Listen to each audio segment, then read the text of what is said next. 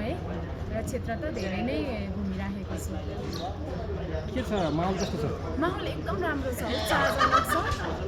नागरिकहरू मत परिवर्तनको पक्षमा हुनुहुन्छ। कतिखेर कहिले चाहिँ फागुन 21 गते आउँछ भनेर चाहिँ कुरेर बसिराख्नु भएको छ र फागुन 21 गते बिहानदेखि बेलुकैसम्म मतपेटिकामा घन्टी बज्ने लक्ष्य चाहिँ आम नागरिकहरूको रहेको छ।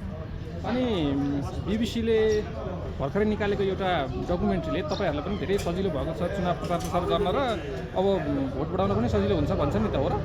होइन, यस्तो बीबीसीको भिडियो डकुमेन्ट्री भिडियो मैले धेरै सबै भिडियो चाहिँ हेर्न पाएको छैन।